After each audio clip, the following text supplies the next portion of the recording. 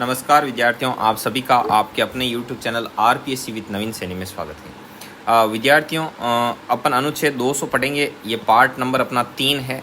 2 video इस राष्ट्रपति के टॉपिक पर बन चुके हैं, ये तीसरा वीडियो है। तो चलिए शुरू करते हैं। देखो, अनुच्छेद 200 क्या कहता है कि इसके तहत राज्यपाल है वो राष्ट्रपति को राज्य विधानमंडल द्वारा पारित किसी विधेयक को विचार के लिए सुरक्षित कर लेता है और तब राष्ट्रपति विधेयक पर अपनी अनुमति देता है अथवा स्वीकृति सुरक्षित रख लेता है, या विधेयक को राज्य विधानमंडल को पुनर्विचार के लिए भी लौटा सकता है। अर्थात विधेयक को वो एक तो स्वीकृति दे सकता है, स्वीकृति नहीं दे तो अपने पास सुरक्षित रख सकता है और वापस भी लौटा सकता है। ठीक है। और राज्य विधायिका द्वारा पुनर्विचार के पश्चात भेजे गए विधेयक पर राष्ट्रपति स्वीकृति देने के लिए बाध्य नहीं है। ऐसी बात नहीं है कि भाई उसने पुनर्विचार के लिए लौटाया और जब वो पुनर्विचार करके उसको वापस भेजते हैं राष्ट्रपति के पास तो राष्ट्रपति हाँ करे ही करे, तो ऐसा कोई ज़रूरी नहीं है। उसके जच्चे तो करे, नहीं करे तो नहीं करे। ठीक है।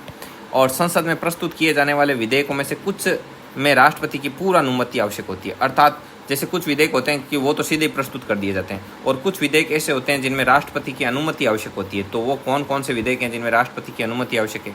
तो नंबर 1, धन विधेयक। धन विधेयक ऐसा विधेयक है जिसमें राष्ट्रपति की अनुमति आवश्यक है। और किसी नए राज्य का निर्माण करना हो या वर्तमान राज्य के क्षेत्र, उसकी सीमा या उसके नाम में परिवर्तन करने वाले जो विधेयक होते हैं तो उन पर भी राष्ट्रपति की पूर्व अनुमति आवश्यक है। भूमि अधिग्रहण संबंधी कोई विधेयक है तो उसमें भी राष्ट्रपति की अनुमति आवश्यक है। व्यापार की स्वतंत्रता को सीमित करने वाला कोई विधेयक है आर्टिकल 304 में, तो ऐसे विधेयक के लिए भी क्या जरूरी है? राष्ट्रपति की पूर्व अनुमति आवश्यक है। राष्ट्रपति की पूर्वानुमति आवश्यक है। ठीक है। इसके अलावा कराधान से संबंधित, कराधान मतलब टैक्स से संबंधित ऐसा कोई विधेयक है जिससे राज्यों का हित प्रभावित होता है, तो आर्टिकल 274 में आते हैं ऐसी बातें, तो उनके लिए भी क्या आवश्यक है? तो इनके लिए भी आपके राष्ट्रपति की जो पूर्व अनुमति है वो बहुत ही ज़्यादा आवश्यक है। ठीक है। आगे बढ़ते हैं। अगला है कि अनुच्छेद 123 है वो है अध्यादेश जारी करने की शक्ति है। ठीक है।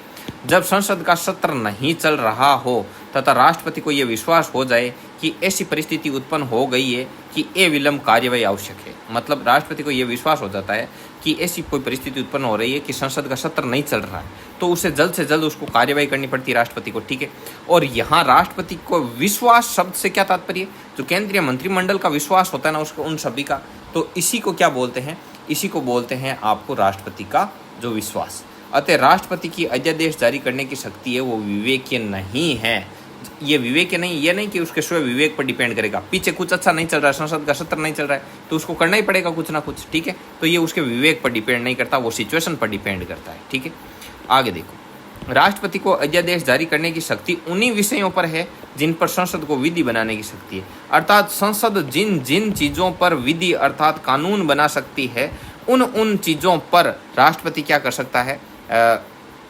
अध्यादेश जारी नहीं कर सकता। देखो, राष्ट्रपति को अध्यादेश जारी कर सकता है, तो राष्ट्रपति सिर्फ उन्हीं टॉपिक पर, उन्हीं विषय पर अध्यादेश जारी कर सकेगा कि जिन सब्जेक्ट या जिन विषयों पर संसद क्या बना सकती है? कानून। अर्थात जहाँ जहाँ संसद कानून बना सकती है वहाँ वहाँ राष्ट्रपति अध्यादेश जारी कर सकता है।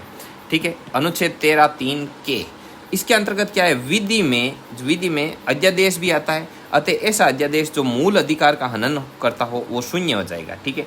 तो अब देखो, इसके अंतर्गत विधि में अध्यादेश भी आता है। ठीक है। विधि मतलब कानून में। अब ऐसा कोई भी लॉ एंड ऑर्डर हो जो मूल अधिकार का क्या करता हो? हनन करता हो, तो वैसा कोई कानून हो, वैसा कोई अध्यादेश हो, तो वो अध्यादेश रहते ही शून्य घोषित हो जाएगा। तो इस चीज़ का भी आपको विशेष ध्यान रखना है। ठीक है। अब आगे बढ़ते हैं, और क्या क्या चीज़ है इसमें, तो आगे बढ़ते हैं। अगला है कि अध्यादेश संसद की पुनः बैठक होने पर दोनों सदनों के समक्ष प्रस्तुत किया जाता है। यदि दोनों सदन पारित कर देते हैं तो वो अध्यादेश क्या बन जाता है? कानून बन जाता है। और यदि संसद द्वारा इस पर कोई कार्यवाही नहीं की जाती है तो ये 6 सप्ताह में अपने आप समाप्त हो जाएगा।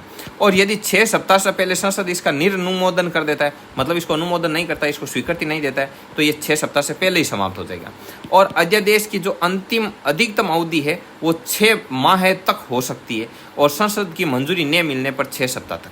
यदि 6 सप्ताह तक, मतलब 6 सप्ताह से पहले मंजूरी मिल गई तो ये अध्यादेश आगे बढ़ जाएगा। लेकिन वहाँ पर यदि इसको कोई स्वीकृति नहीं मिलती है तो ये 6 माह में क्या हो जाएगा? समाप्त हो जाएगा। ठीक है। आगे देखो, अब न्यायिक शक्तियाँ। राष्ट्रपति के पास कैसी कैसी न्यायिक शक्तियाँ होती हैं?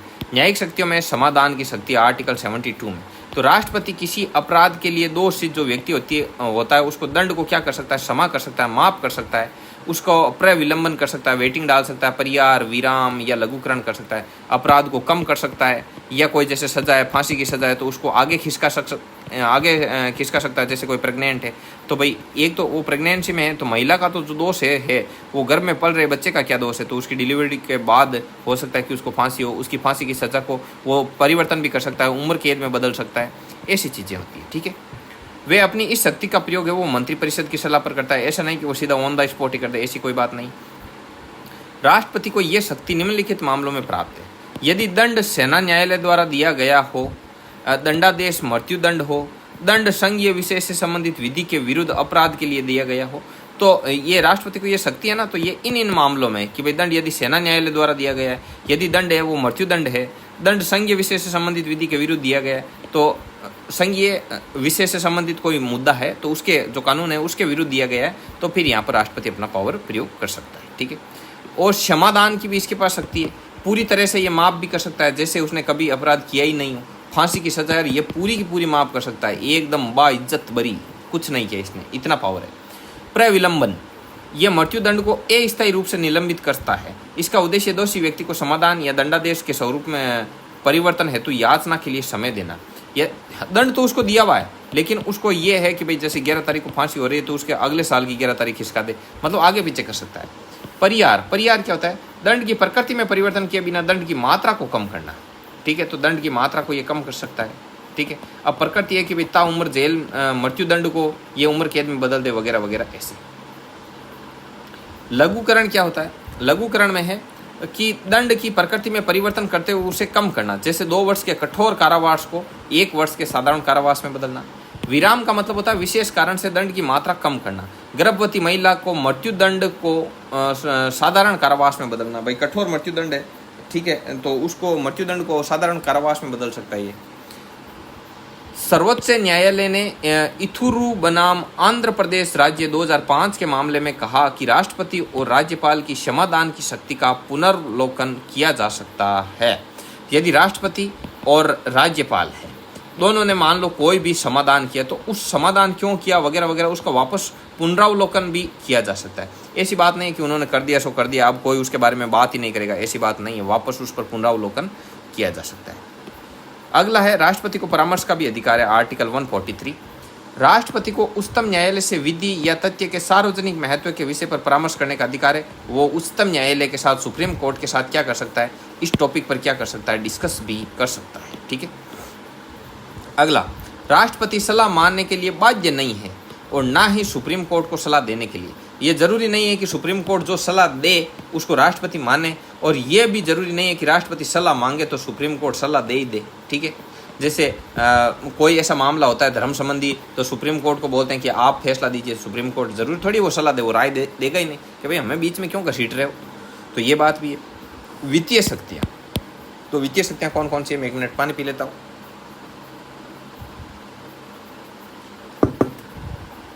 राष्ट्रपति प्रत्येक वित्तीय वर्ष के प्रारंभ में संसद के दोनों सदनों के सम्मुख भारत सरकार की उस वर्ष के लिए जो आय और व्यय का विवरण है वो रखवाता है। तो बजट जैसा शब्द है वो संविधान में कहीं प्रयोग नहीं है। ठीक है, ये आय व्यय का विवरण है ना, इसको इतना अधिक प्रचलित किया गया बजट कि अब इसको बजट नाम से ही अपन बहुत ज़्यादा इसको वैलिड मानते हैं। ठीक है, तो ये बात है। आगे बढ़ते हैं, अगला है भारत की आकस्मिक निधि का जो उसका नियंत्रण है वो भी यही करता है राष्ट्रपति। उसे एक वित्त आयोग गठित करने का अधिकार है, भाई वित्त आयोग का गठन भी कर सकता है, आर्टिकल 280। और धन विधेयक राष्ट्रपति की अनुमति से ही संसद में रखा जा सकता है। तो धन विधेयक के लिए तो आपने पहले ही पढ़ा था कि राष्ट्रपति की अनुमति आवश्यक है। अब सैन्य शक्तियाँ क्या है, तो भारत का राष्ट्रपति तीनों सेनाओं जल थल वायु का प्रधान सेनापति होता है, ये बात आर्टिकल 53(2) में लिखी हुई है। उसे युद्ध घोषित करने तथा शांति स्थापित करने की शक्ति भी प्राप्त है।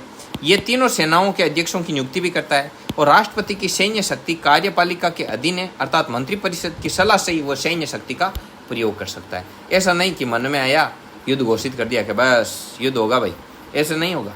ठीक है, मंत्रिमंडल की जो मंत्रिपरिषद की सलाह आवश्यक है। राष्ट्रपति की राजनीतिक शक्तियाँ, तो राष्ट्रपति की राजनीतिक शक्तियाँ क्या है, जैसे देखो विदेशों से जो संधि समझौते होते हैं वो राष्ट्रपति के नाम से ही होते हैं। भारतीय दूतावासों के लिए जो राजपूत और कूटनीतिक प्रतिनिधियों की जो नियुक्ति की जाती है कि भाई जैसे जापान है तो जापान में भी तो एक भारत का राजदूत बैठा है, भारत का दूतावास है वहाँ पर, तो वो वहाँ पर जो ये नियुक्तियाँ वगैरह होता है ये राष्ट्रपति करता है। और भारत संघ का जो संवैधानिक प्रमुख होने के नाते राष्ट्रपति वैदेशिक क्षेत्रों में भारत का प्रतिनिधित्व करता है। तो भारत का प्रतिनिधित्व करना हो तो संवैधानिक प्रमुख राष्ट्रपति होता है, चूंकि संवैधानिक प्रमुख, तो ये विदेशी क्षेत्रों में अन्य बाहर कहीं भी फॉरेन कंट्री में भारत का जो प्रतिनिधित्व करना होगा तो फिर कौन करेगा? राष्ट्रपति करेगा। ठीक है, आगे अब आपातकालीन शक्तियां क्या क्या है? तो देखो आपातकालीन शक्तियों में है आपका पहला, संविधान में 3 प्रकार के संकट काल का अनुमान किया गया है। पहला संकट है राष्ट्रीय आपात। अनुच्छेद 352 के अनुसार यदि राष्ट्रपति को ये आभास हो जाता है ऐसे, ठीक है, कि ये पता लग जाता है, मान लो ये आभास हो जाता है या ये पता लग जाता है कि युद्ध, बाह्य आक्रमण या सशस्त्र विद्रोह के कारण भारत या उसके किसी भाग की सुरक्षा संकट में, तो वे राष्ट्रीय आपात की घोषणा कर सकता है। तो राष्ट्रीय आपात की घोषणा करने का इसको अधिकार है। और आपात की उद्घोषणा हेतु इसे मंत्रिमंडल की लिखित सहमति की आवश्यकता होगी। और आपात की उद्घोषणा का संसद द्वारा 1 माह में अनुमोदन होना चाहिए।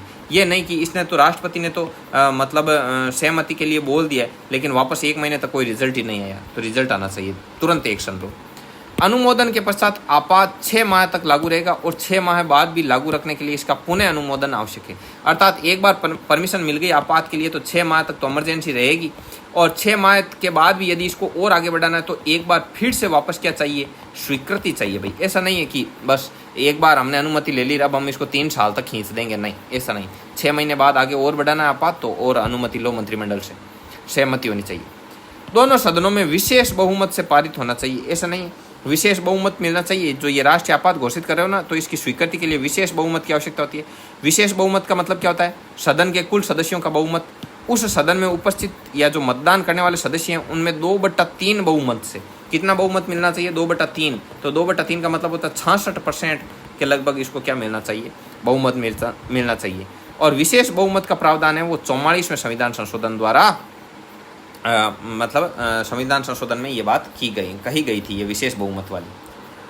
और देखो अनुच्छेद 352 के तहत अब तक कुल 3 बार आपातकाल की घोषणा की गई है। नंबर A, B, C कौन सा? एक तो 1962 में भारत पर चीन द्वारा आक्रमण के कारण, और 1971 में भारत पर पाकिस्तान के आक्रमण के समय, और 1975 में आंतरिक अशांति के आधार पर भारत में आपातकाल की घोषणा की गई। तो अब तक कुल कितनी बार आपातकाल लग चुका है अपने इंडिया में? तो अब तक आपातकाल लग चुका है टोटल 3 बार। तो इस चीज़ का भी आपको विशेष ध्यान में रखना है। ठीक है विद्यार्थियों, आगे बढ़ते हैं।